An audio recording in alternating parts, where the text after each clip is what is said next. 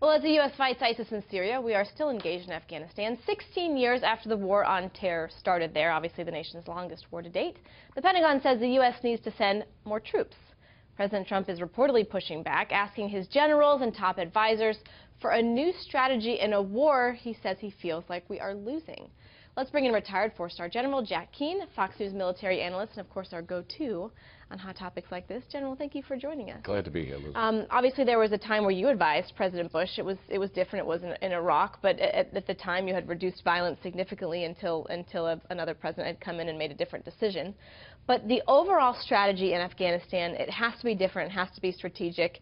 There are different factions. There's the Taliban. There's ISIS. We talked about the Haqqani network, which is part of Taliban. How do you begin to tackle this?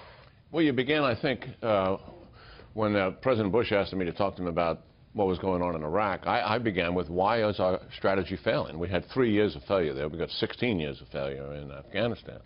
So I began with that and provided him the facts for that basis, and then began with what it would take to turn it around. And in Afghanistan, I would approach the problem the same way. The president got the right to say, look, we've been here 16 years.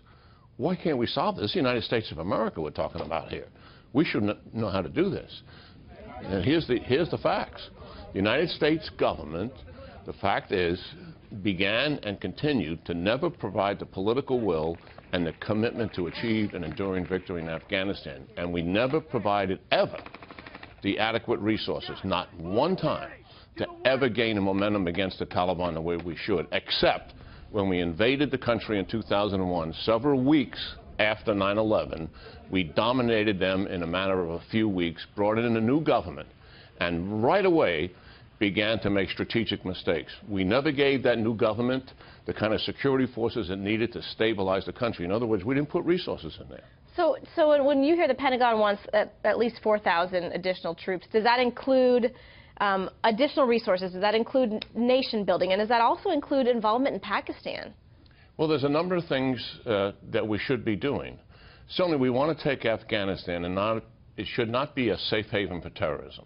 So that means terrorist groups that come there should be targeted and destroyed, and don't permit the safe havens to be established. We should stop the Taliban from overthrowing the government, and we should stop Pakistan, as you mentioned, from supporting the Taliban inside of Pakistan. Those two things are achievable, but it's going to take political will and commitment to do it. Now, you mentioned the troops, the 4,000 troops. In my own mind, we have to increase special operation forces, counterterrorism. We have to increase training and advisors. We also need to put back in the Afghan army, many people don't understand, but we took out anti-IED intelligence, Apache helicopters, close air support. We have to put that back in there because they're just fighting without those enablers.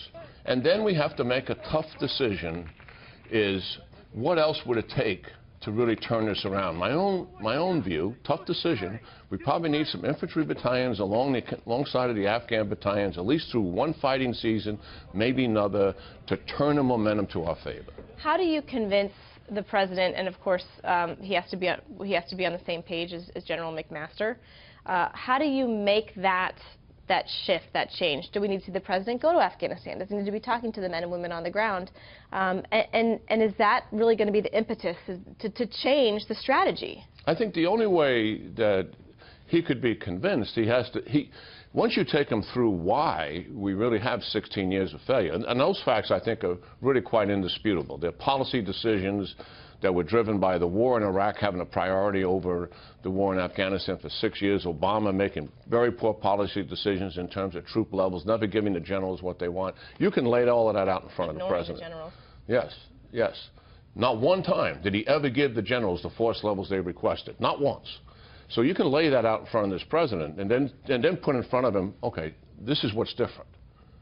And he's going to say, well, will that really make a difference? Will that difference you're showing me truly make a difference? I don't want to do this and wind up in the same spot that my predecessors are in.